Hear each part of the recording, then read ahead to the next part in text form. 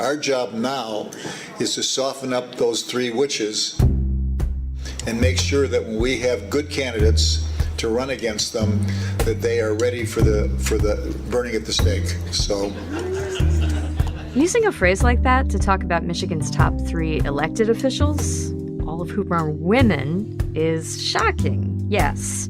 But there's a bit more going on here than just a terrible choice of words. This came from Michigan Republican Party co-chairman Ron Weiser. And if you look at where and how he said these things, you can pick up the main tension within the Michigan GOP right now. This is Stateside. I'm April Baer. The things that happen when I go away for a few days. Ron Weiser was at a meeting of the North Oakland Republican Club last week, calling Governor Gretchen Whitmer, Secretary of State Jocelyn Benson, and Attorney General Dana Nessel the 3 witches. But the audience wanted to talk about something else. How to get Republican Congressmen Fred Upton and Peter Meijer, who both voted to impeach President Trump, out of office. We can't win with them when we don't have our own leadership that has our backs. Right, amen. That's exactly right. We got 2 witches in our own party. That's what we need to worry about. And the witches in our own party. Who have left? well, ma'am, other than assassination, I have no other way other than voting them out. Okay? After mounting pressure, Weiser apologized in a statement that read, in part, "I apologize to those I offended for the flippant analogy about 3 women who are elected officials and for the offhand comments about the 2 other leaders. I have never advocated for violence and never will." But smoothing over the tension inside the Michigan GOP is not going to be so easy. Craig Mauger is a political reporter with the Detroit News, and he broke the story about Weiser's comments and the subsequent fallout. Hey, Craig. Hey, thank you for having me. In this day and age, an apology, an actual apology from a public figure like Ron Weiser seems to be like a big deal. He personally has not been known to apologize for controversy, including his comments about the January 6th insurrection in Washington, D.C., nor for his handling of some GOP candidates that was called into question by his predecessor at the party. I have to say, too, like just a straight-faced apology is something of a rarity in political circles. Does this strike you as a big deal? Yeah, I think the apology was a big deal, and I think it was surprising. I mean, on Friday when this news was breaking, a lot of members of the Republican Party were defending Ron Weiser's comments and somewhat aggressively defending them. Michonne Maddock, who is his co-chair at the state Republican Party, had tweeted that people raising concerns about these comments were snowflakes at one point. And as you stated, Ron had tweeted that he had been taken out of context. So to go from alleging that, this is something being brought up by snowflakes and the comments are taken out of context to apologizing the following day, that is surprising. Can you remind us who Ron Weiser is and who he was before he became a figure in politics?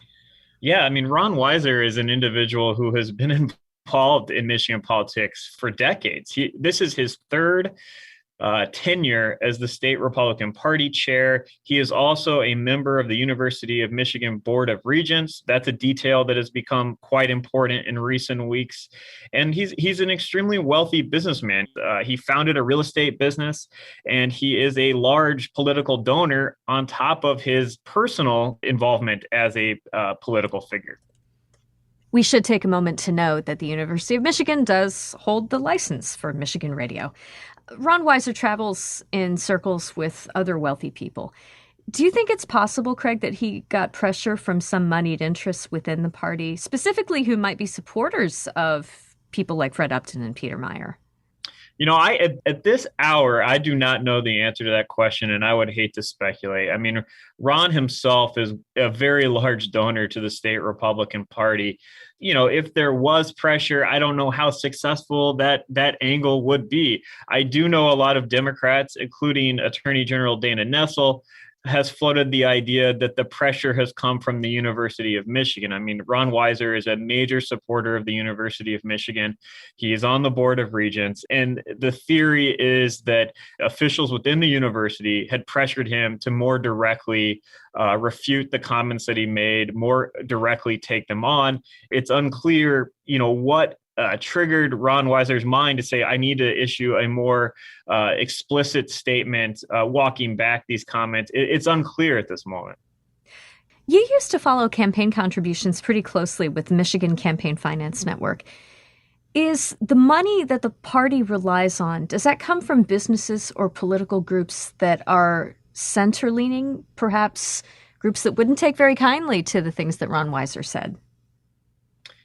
As a matter of fact, in this state, a lot of the money that the state political parties raise is from donors that don't have to be disclosed. So a lot of the money from corporations that do flow into the Republican and Democratic parties go to administrative accounts that are never disclosed. So that is potentially something that could be happening, as you raised in your question. There are donors who give to both parties. So from that angle, maybe they are considered centrist in terms of they write checks to both the Democrats and the Republicans, and they might not want their name associated with these type of attacks. That's possible.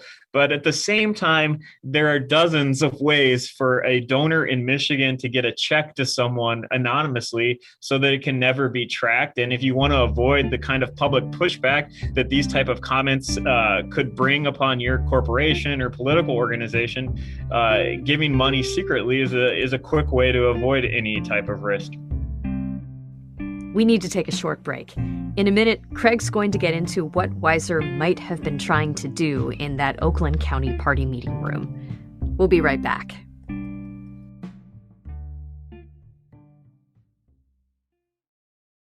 Support for Michigan Radio's Stateside podcast comes from Lake Trust Credit Union, working to empower financial well-being for Michigan consumers, businesses, and communities. Committed to financial solutions and advice to support people and families. Learn more at laketrust.org. Support for Michigan Radio's Stateside podcast comes from the Michigan Wildlife Council. Fishing licenses benefit wildlife conservation and support Michigan's economy. Learn more at hereformioutdoors.org.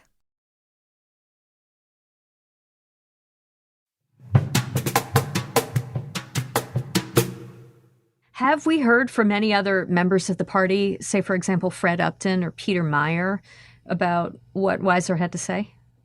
That's possibly one of the more fascinating angles of this in the days, now we are 3 days away from this, is that Fred Upton and Peter Meyer, who have been outspoken and have called out, former Republican President Donald Trump at various times, they have been quiet on this. They have declined to comment through spokespeople about what they think of these comments, whether or not down the road they will make public comments and maybe voice support for Ron Weiser or voice criticism of him. We don't know, but at this point, they've both declined to comment, which I would not have expected because of how outspoken they've been on other issues. As we've said several times now, Ron Weiser is on the Board of Regents for the U of M and closely affiliated with the school. There was a terse statement from the university's president, Mark Schlissel. Some faculty and staff have called on Weiser to resign.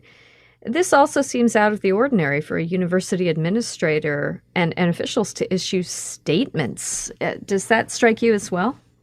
Yeah, I think it is out of the ordinary. It is also somewhat out of the ordinary for other members of the Board of Regents to publicly call out one of their colleagues. That is not something that happens that often. Usually those groups are pretty close-knit, and they try to, levy their criticism quietly. And we've had members of the Board of Regents speaking out quite publicly in the last few days against Ron Weiser. So he is facing a level of public pressure that I don't recall him facing previously, and I don't think it's going away anytime soon. Right. So, Craig, from a political perspective, it was interesting within the context of that video from the North Oakland Republican Club. Members were far more interested in skewering Fred Upton and Peter Meyer within their own party rather than going after Democrats like Gretchen Whitmer and Dana Nessel and Jocelyn Benson. Meanwhile, in the video, you can tell that Weiser is trying to focus attention on those Democrats. Is this any kind of microcosm of what's happening across the state in the GOP right now? Totally. I mean, this is the dynamic that is at play in local Republican organizations across the state. And anyone who is involved in Republican politics closely will speak to you about this. I mean, this is what's happening. And if people are confused about what's going on inside the Republican Party, watch the video right now and it will explain to you. There's an immense amount of frustration among those in the grassroots of the party, the people that really, show up to events and keep the party moving in some ways. There's an immense amount of frustration about the November election, and they feel that Republicans didn't do enough to protest how the election was administered and what happened with the results. I mean, that's at the same time, there is no proof of any sort of wrongdoing or election fraud in Michigan's election. But a lot of people in the Republican Party are not letting go of this. And they seem to be, at least some of them, more focused on holding other Republicans accountable for what they did than going after Democrats. And that's the push and pull that's at play here. You have people like Ron Weiser saying, hey, we need to unify to take on Gretchen Whitmer, Dana Nessel, and Jocelyn Benson. And then you have other Republicans within the party saying, no, we can't get to that point yet. We need to talk about Fred Upton and Peter Meyer. And this is the dynamic that's at play. And it's the dynamic that makes the job of Ron Weiser being chairman of the state party very difficult. And it makes individuals who are considering running against Gretchen Whitmer, Dana Nessel, or Jocelyn Benson probably think twice and consider, do I want to throw myself into this battle that is playing out? And it's going to be an interesting dynamic to watch in the next couple of months. I mean, is that a danger that extends to Ron Weiser? Could he have just said, look, folks, I know Upton and Meyer are not your kind of Republican, but without them, we are much more likely to lose those districts to Democrats next election? Yeah, I mean, and they're in the extended version of the video, the executive director of the Republican Party spoke after Ron Weiser, and he made that exact point. He told the crowd, he said, if we want to grow our party, if we want to grow by addition, trying to reach out to voters in the middle, we need to focus on Democrats instead of other Republicans. He said that expressly, and the crowd seemed somewhat receptive to it, but there were definitely people who were still more focused on the criticism of Upton and Meyer. And again, this is the North Oakland Republican Club, Oakland County. Peter Meyer and Fred Upton do not represent Oakland County. They're both from West Michigan. On the other side of the state, yeah. Yeah, but the focus of this organization is on them. And it's going to be very tricky for these Republican leaders to try to figure out how to maneuver around this current frustration. Well, Craig Mauger, thank you very much for talking with us about all of this. Craig Mauger is a political reporter with the Detroit News. We really appreciate your time, Craig. Thank you for having me again. Thank you. And once again, just disclosure that the University of Michigan holds Michigan Radio's license. And that's the Stateside Podcast for today. I'm April Baer. I want to give it up for the team for holding it down while I took some family medical leave the past couple of weeks. All's well through the work of many hands. You can find the full Stateside show streaming at michiganradio.org any day that you like. Our executive producer is Laura Weber Davis. Today's episode was produced by April Van Buren. Our theme music is by 14KT. Additional music by Blue Dot Sessions. Thanks so much for listening. We'll see you next time.